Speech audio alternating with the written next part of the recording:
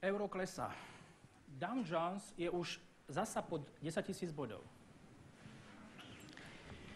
Češi, mám taký pocit, dovolili, nás to čaká.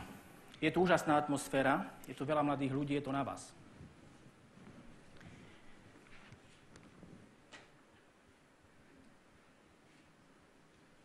Keď 10. augusta v roku 1996 Spojených štátov v krajine, ktorá sa píši, že je všetko dokonalé, spadla sieť, prvýkrát som v živote počul názov Blackout. 7,5 milióna ľudí, mnohí ľudia boli zaseknutí v tých výťahoch, rozmýšľali, pozerali tak trošku čudne aj na mňa, že čo to tu na tento pán chce rozprávať, keď má nejakú inú prednášku o divočine. A rozmýšľali, že čo sa to vlastne stalo. Veď predsa ten systém spravil človek a človek by mal byť garantom toho, že to všetko funguje.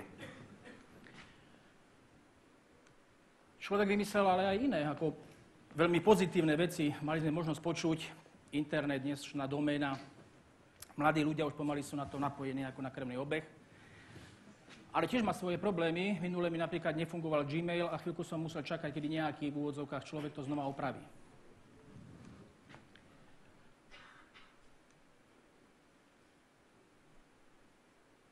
Človek a jeho nervová sústava, veľmi komplikované, aby som mohol zdvihnúť ruku, nohu, hovoriť. Všetko to niekto riadi, je to nejakým spôsobom organické. Rozdiel medzi tými predchádzajúcimi dvoma je v tom, že toto je biologické, to predtým bolo technické. Ale aj toto sa môže pokaziť, potom majú robotu mikrochirurgovia, respektíve ľudia, ktorí sa tomu rozumejú a buď to spoja, alebo to nespoja. Ale jedného dňa tá aj tak skončí zle, pretože človek umrie. Ale poznám ešte inú sieť, ktorá všetky tieto problémy nemá vôbec, má ich tam. A tá sieť sa volá divočinová sieť. Keď som sa pozeral na tento obrázok z vrtuľníka, keď po 19. novembri v roku 2004 úvodzovka spadli Tatry, sedeli sme tam rôzni ľudia. Jedni hýkali, Ježišmaria, ako to ideme spracovať? To sú ťažké terény. To nás bude veľa stáť. A ja som sa na to pozeral ako na úžasnú príležitosť. Príležitosť, že konečne môžem niečo urobiť, pretože som vtedy bol v pozícii riaditeľa Národného parku. Nádherné zamestnanie, fantastické. Som šťastný doteraz, že som tam mohol byť, už momentálne nie som 4 roky. Aj to je fantastické, lebo to vidím úplne z iného pohľadu. A keď som na to pozeral, tak som videl sieť. Takú informačnú sieť, presne ako aj tento TEDx je tu nás zasieťovaný. Všetko s niečím súvisí. Na rozdiel od tých technických ľudských sietí, to stále ide. Ide to tisíce rokov.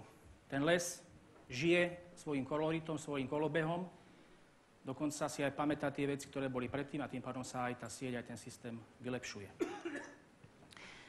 Divočina. Európa má jeden veľký problém. Toto som napríklad ťukol na internete. Že hodím na internet, na Google, ako moje deti hovoria, oco, vygoogli to. Tak som dal divočina.sk, to tam vôbec nič nebolo. Potom som dal divočina vo všeobecnosti a vypadlo mi, že kreslený film od Walda Disneyho, potom, že Rihanna a že pochutnajte si na burine. Európa má veľký problém pochopiť divočinu.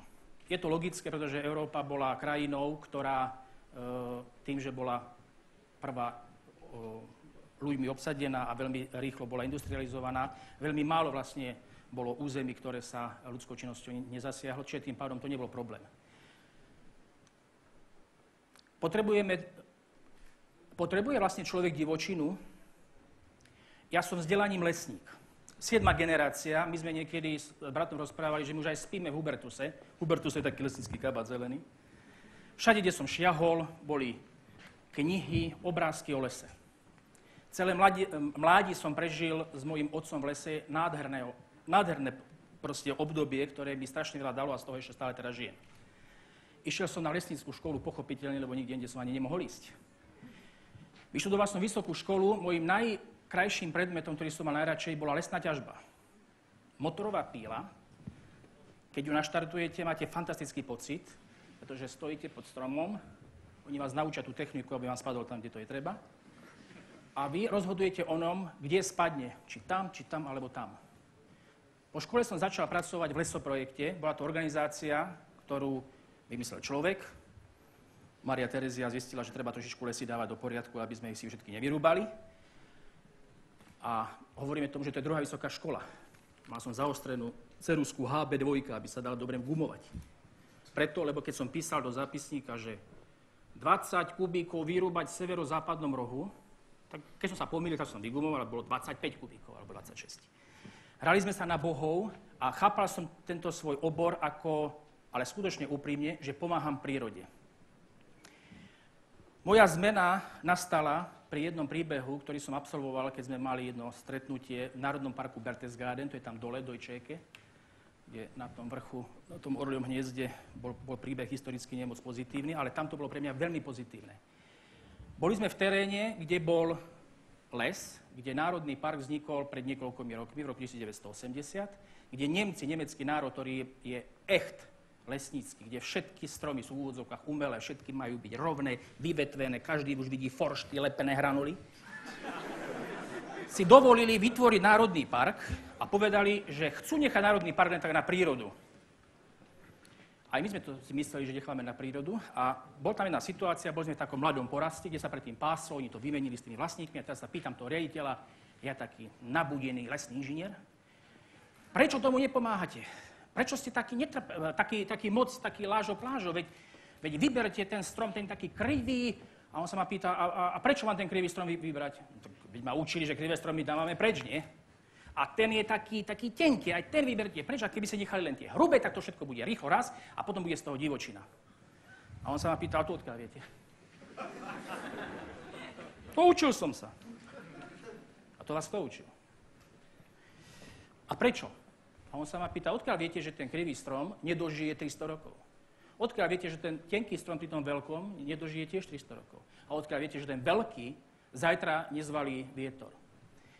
Keď som šiel cestou domov, ja som rozmýšľal, že čo sa to vlastne deje, pretože v mojej hlave zrazu sa to všetko preklopilo. Začal som chápať, že ono predsa len s tým lesom to bude trošičku inak. Že ten človek predsa len v tomto systéme toho lesa je len trapnou epizódkou a nemá to právo o tom rozhodovať. Les je veľmi zložitý systém. Keď som počúval prednášku Ďura Lukáča, z ktorého je aj tento klip, s jeho dovolením, on je kybernetik. Ja lesník, keď som ho počúval, ja som, čo mi ty ideš rozprávať. A začal vymenúvávať. V 1 hektári lesa je toľko baktérií, toľko jednobunkových organizmov. Dal otázku, viete si predstaviť, koľko je 6 na 10, na 9? Viete, čo to je za číslo?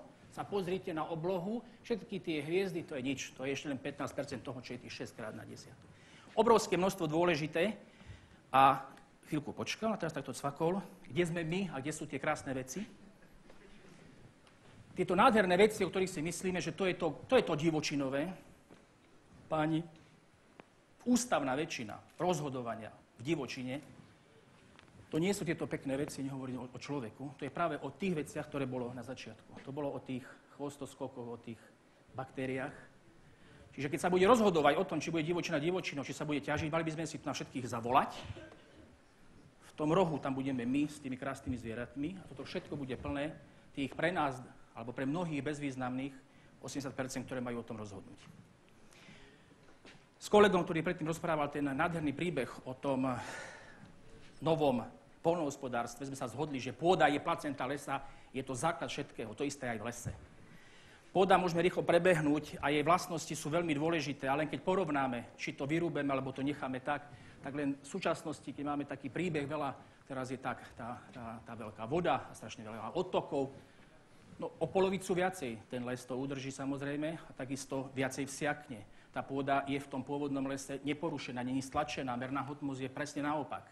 Nehovorím o dusíku, ktorý vyviaza. Čiže všetká chemická podstata tej zeme a fyzikálne vlastnosti sú niekoľkonásobne lepšie v prípade, pokiaľ sa lesy nechávajú len tak. Voda, základ života, všetkým je to jasné. Len pre takú, že z hektára sa môže až 4 milióny litrov vody pripraviť Netvrdím, že toto je liek na to, aby sme mali bez problémov protipovodňové situácie, ale treba si len uvedomiť, že čo je vlastne tento systém lesa a aký je náročný. Les. Aby sme pochopili divočinu, musíme pochopiť dlhodobosť lesa. Tu je vlastne špirála, ktorá nejakým spôsobom vysvetľuje rôzne štádia. Máme dve spôsoby riešenia tohto príbehu. Buď sa budeme starať, ale nemôžeme hovoriť o divočine. Môžeme si myslieť, že tomu lesu pomáhame, môžeme si myslieť, že sa snažíme, aby čím skorej bol zelený, ale skutočnosť je práve naopak a niekedy skončíme tak, ako tento pán v strede, ako kúľ v plote. Máme druhú možnosť. Môžeme ponechať, ešte k tej predchádzajúcej, tá situácia môže viesť až tak, že vlastne stratíme kompletne genetické informácie a vlastne vynulujeme a zresetujeme ten príbeh, o ktorom sme rozprávali. Máme ale príbeh, ktorý sa môže stať, že sa o to nestaráme. Keď sa o to nestaráme, začíname možno, že podobným príbehom na začiatku, ale úplne iným koncom.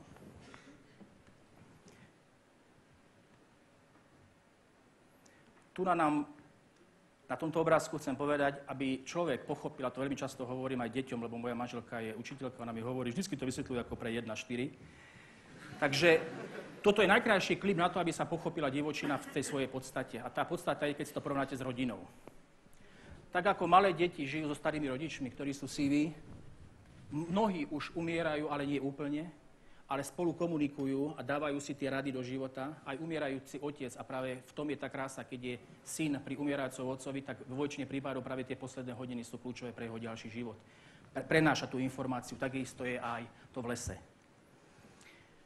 Za bežných okolností sa všetky tieto veci, ktoré sú vlastne dôležité pre ten prenos genetiky, sa vlastne odoberajú preč a dávajú sa mimo územia.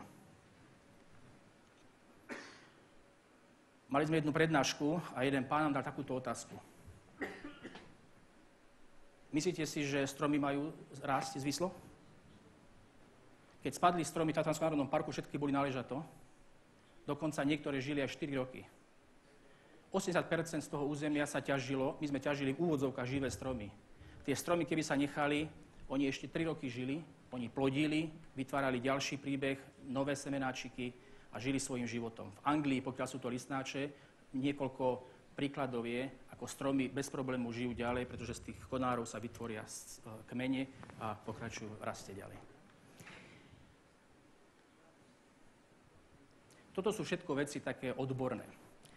Ja už ale dneska po tom všetkom s odstupom času skôr vnímam, že ak chceme pochopiť divočinu, tak je to vlastne otázka len takého mystického. Kto sa spal v hore sám, alebo so svojím priateľom, alebo tak úplne sám. To je super. Wow, to môžeme končiť už prednášku. To je úplne super. Lebo mám často takéto diskusie a veľmi málo detí, alebo proste ľudí má takúto skúsenosť. A práve v týchto príbehoch, kedy ste sám v tom lese, v tom rozjímaní a v tom chápaní alebo v tých otázkach, ktoré vám bežia v hlave, si mnohorazí uvedomíte, že toto je niečo, na čo nemám vysvetlenie a to je tá mystická stránka divočiny.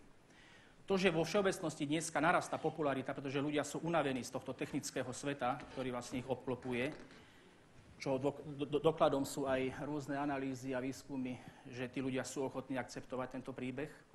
Môže to byť aj alternatíva k cestovnému ruchu. Práve dneska, ako je veľká akcia, že sa predávajú akcie nejakého územia niekde na severe, myslím, že je to Slovenska. No určite, že by bolo výhodnejšie ponúkať niečo, čo je jedinečné. To, že v Spojených štátoch to v roku 1964 podpísal zákon o divočine a v Spojených štátoch k dnešnému dňu je 16% území, kde človek vôbec nezasahuje. Verím, že jedného dňa aj v Grassalkovičovom paláci niekto niečo podpíše takéto a že na Slovensku budú skutočné územia, kde človek nebude zasahovať. Takých území sú dneska národné prírodné rezervácie, sú to územia, ktoré sú štátom chránené, len bohužiaľ nemajú tú náplň. Heslo. Príroda je poškodená. Potrebujeme ju chrániť. Potrebujeme ju chrániť ale pred človekom, pred motorovými pilami, pred chemikáliou. Nechajme prírodu prírodou. Záverečná vec. Máme dve cesty. Buď budeme spomínať a ostanú nám len spomienky, alebo nejakým spôsobom sa budeme k tomu aktívne pozerať. Ja viem, že nie všetci chápete, čo je divočina, nie všetci ju ani možno, že nepotrebujete, ale je skupina ľudí, ktorá ju chce mať. Tak ako máte knižku, ako malý chlapec, keď ste čítali, ja som čítal Londonové poviedky v divočine a je dôležité mať tie knižky v tej knižnici, tak či už pre mňa, alebo pre nejakú už úzkú skupinu je dôležité ponechať určité územie na túto ochranu, aby ten svet bol bohatší, aby sme za niekoľko rokov mohli tam chodiť ako do takej špajze a naberať informácie a získavať to, čo vlastne dneska si nevieme na to prísť a nevieme si ponechať nejaké, alebo dať si vysvetlenia na to, čo sa vlastne dneska s prírodou deje. Ďakujem.